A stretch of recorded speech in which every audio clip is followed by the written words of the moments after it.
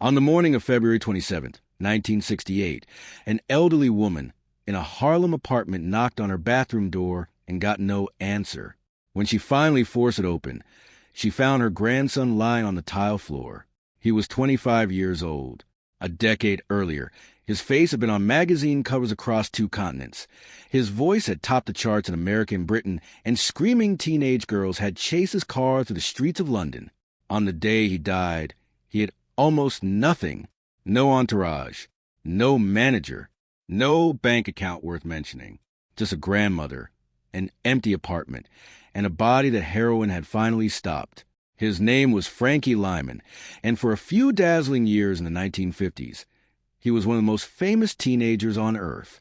This is a story of how he got there, and how he ended up dying almost completely alone. Franklin Joseph Lymon was born on September 30th, 1942, in New York City, and grew up in the Washington Heights and Harlem area, a world of cramped tenement apartments, gospel choirs, and street corner singing groups. His father, Howard Lymon, drove a truck for a living and sang in a gospel group called the Harlem Marys on the side. Music was never far away in that household, even when money was, like a lot of kids in his neighborhood. Frankie learned early that nothing was handed to you. He picked up odd jobs as a boy, the kind of work that put a few coins in a kid's pocket without asking too many questions about where they came from. What he really had, though, was a voice, a high, clear, almost otherworldly soprano that carried over the noise of the city. By his early teens, he had fallen in with a group of boys from a neighborhood who sang together, harmonizing in hallways and on street corners because none of their apartments were big enough to hold a rehearsal. The lineup eventually settled into 5 kids: Frankie, Herman Santiago, Jimmy Merchant, Sherman Garnes, and Joe Negroni, an integrated group of black and Puerto Rican teenagers who called themselves the Premiers. Their break came from an unlikely source. Richard Barrett, lead singer of a professional vocal group called the Valentines, heard the boys rehearsing and was struck by how good they sounded for a bunch of kids singing in a stairwell. Barrett took an interest in them and eventually brought them to the attention of George Goldner, a record executive who ran the independent label G Records. The song that made them famous started, according to the group's own later accounts, as a poem written by Herman Santiago, inspired partly by love letters that had been circulating among the boys. Titled, "Why Do Birds Sing So Gay?" The poem was reworked with Jimmy Merchant into song lyrics. At the audition for Goldner, Santiago was too sick to sing lead. Frankie, who had only recently joined the group, stepped in, his voice, soaring, boyish, and completely unlike anything else on the radio at the time, stopped the room. Goldner signed the group on the spot, on the condition that Frankie stay on as lead singer. The song's title was changed to something catchier: "Why Do Fools Fall in Love?" The single, credited to Frankie Lymon and the Teenagers, was released in January 1956. It shot to number 1 on the R&B chart and climbed to number 6 on the pop charts, a staggering feat for a group of teenagers led by a 13-year-old boy. It crossed the Atlantic and topped the charts in the United Kingdom as well, making Frankie and his group the first American rock and roll act to hit number 1 there. Suddenly, a kid from a cramped Harlem apartment was one of the biggest stars in the world, performing for screaming crowds, touring internationally and appearing in films. Frankie Lymon and the Teenagers is often remembered as the first true teenage pop group. 5 kids, barely into their teens, singing songs about crushes and heartbreak to an audience of other teenagers who finally had a voice that sounded like their own.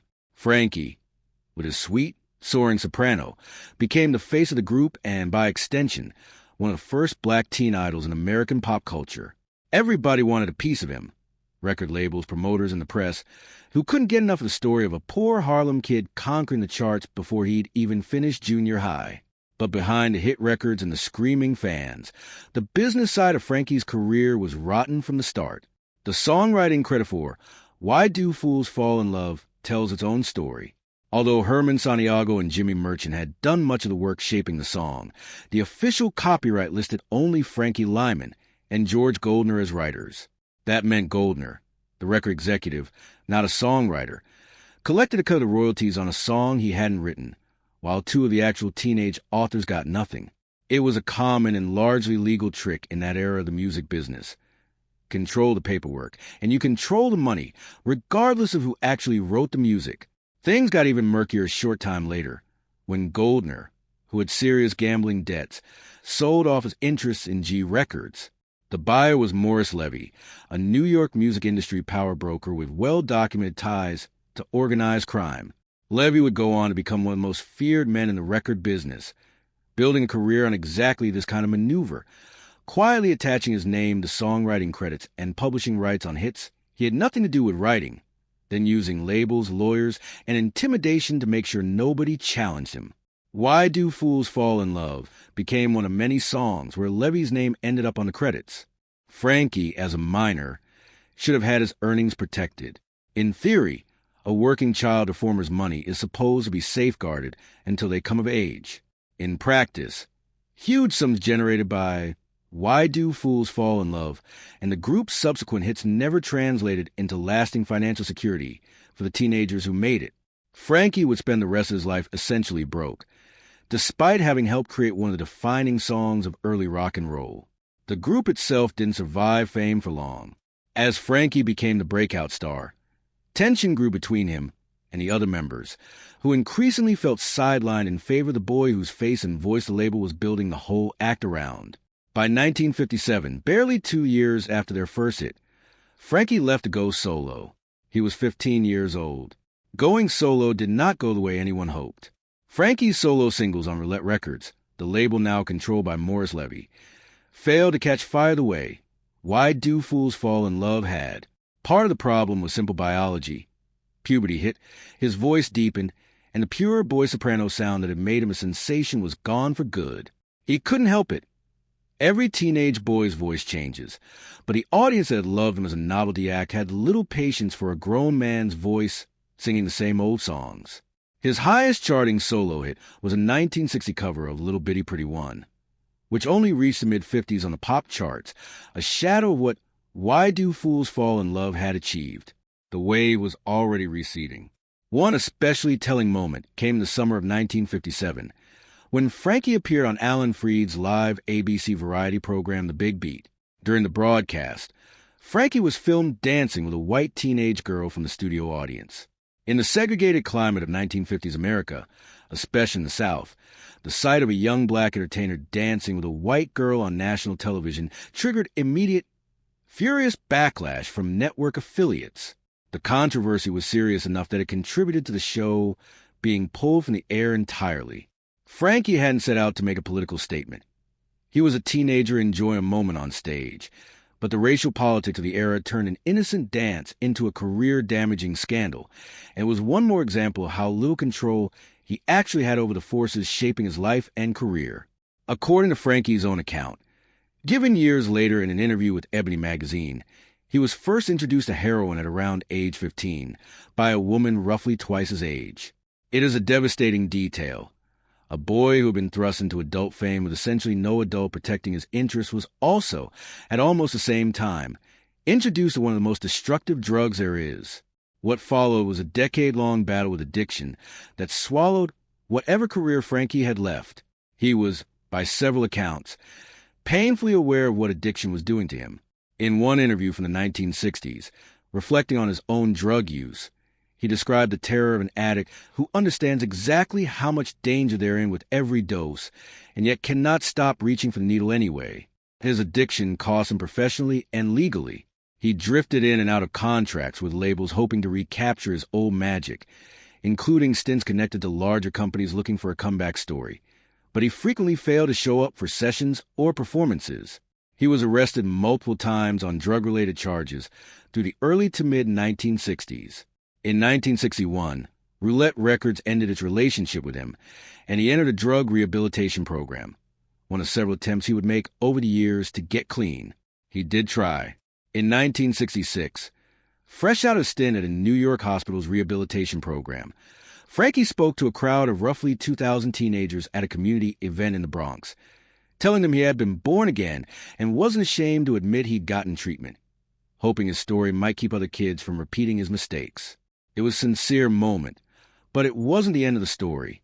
Relapse followed, as it so often does with addiction, and by the late 1960s he was thin, worn down, and still fighting a habit that had first taken hold of him as a young teenager.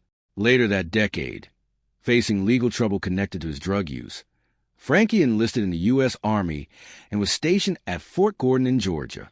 Military life offered a kind of structure his life had never had, and for a while it seemed to help. It was during this period, in 1967, that he met Amira Eagle, a schoolteacher in Augusta, Georgia, and the two married. Life on an Army base in Georgia was about as far from the spotlight of Harlem and international pop stardom as Frankie had ever been, and by several accounts, it was one of the more stable stretches of his adult life. Frankie's romantic life, much like the rest of his life, was tangled and often chaotic, and would only get more complicated after his death. He was linked romantically, while still a young teenager, to Zola Taylor, the female lead singer of the popular vocal group The Platters, who was several years older than him. Their relationship was kept largely out of the public eye at the time. In 1964, Frankie married a woman named Elizabeth Waters in a ceremony that, unbeknownst to either of them, turned out to be legally invalid. Waters' divorce from a previous husband had not yet been finalized. Neither of them knew at the time, and Frankie apparently believed for the rest of his life that the marriage was legitimate. By some accounts, Frankie and Zola Taylor later went through some kind of marriage ceremony in Mexico as well, though no marriage license or official documentation of it was ever produced. Then, in 1967, came his marriage to Amira Eagle in Georgia, the one relationship among the three that came with a documented, legally recognized marriage certificate from a recognized church and civil authority. What this amounted to in practice was that Frankie Lymon appears to have entered into 3 separate relationships that he and his partners regarded as marriages, without ever formally divorcing anyone along the way. As one lawyer involved in the resulting legal battle memorably put it decades later, Frankie seemed to have practiced what he composed, a wry nod to a young man who sang about love and heartbreak, and then lived out a real-life version of exactly that kind of romantic chaos. None of this mattered much while Frankie was alive and broke. It would matter enormously after he died, and Why Do Fools Fall in Love started generating serious money again. By February 1968, Frankie was trying once again to put his career back together. He had been playing small clubs in the South while stationed with the Army, and there was talk of a possible European tour alongside other veteran acts from the 1950s. A deal had reportedly been arranged for him to cut new material with Roulette Records, the label run by Morris Levy, the very man whose company had profited for years off Why Do Fools Fall in Love, as a shot at a genuine comeback. Frankie traveled up from Georgia to New York for what was supposed to be a quick publicity trip ahead of the session. He stayed, as he often did when he was in the city, at his grandmother's apartment in Harlem, the same neighborhood streets where he had once sung as a boy before anyone outside New York had ever heard his name. His wife back in Georgia, Amira, tried to reach him by phone while he was in New York and couldn't get through. On the morning of February 27th, 1968, his grandmother found him unresponsive on the bathroom floor of her apartment. He had died of a heroin overdose. He was 25 years old. He never made it to the recording session. The comeback that might have changed everything never got the chance to happen. What happened next is, in some ways, the most quietly devastating part of Frankie Lymon's story. A performer who had once filled theaters on 2 continents, whose face had been on the cover of teen magazines, whose voice had defined an entire sound for an entire generation of American teenagers, died with almost nothing to his name. His pockets, by multiple accounts, were essentially empty. The music industry that had profited so enormously from him showed little interest in marking his passing. There was no outpouring of tributes from the record executives who had built fortunes on his voice. The former bandmates from the teenagers, several of whom still carried real bitterness over how the group had splintered a decade earlier and over the money none of them had ever seen, largely stayed away. The fans who had once screamed his name had moved on to new stars years before. By 1968, Why Do Fools Fall in Love was, to most of the record-buying public, a nostalgia act from a decade that already felt distant. Frankie was buried at St. Raymond's Cemetery in the Bronx. With no estate to speak of and no record company stepping in to cover the cost of a proper monument, he was laid to rest in a grave that went unmarked. For close to 2 decades, one of the founding voices of rock and roll lay in an anonymous plot of grass, with nothing to indicate who was buried there or what he had once meant to millions of people. It took the music itself to eventually right that wrong, not the industry, but the fans. In the mid-1980s, a doo-wop preservation group learned that Frankie Lymon's grave had never been marked in organized benefit concerts featuring surviving artists from the era to raise money for a proper headstone. The effort paid off. A large granite marker was eventually commissioned in his memory, engraved with the years of his birth and death, and a simple line promising that he would be remembered. Even that gesture became entangled in the legal chaos surrounding Frankie's estate. By the time the fan-funded headstone was ready, a bitter court battle was underway over who counted as his legal widow.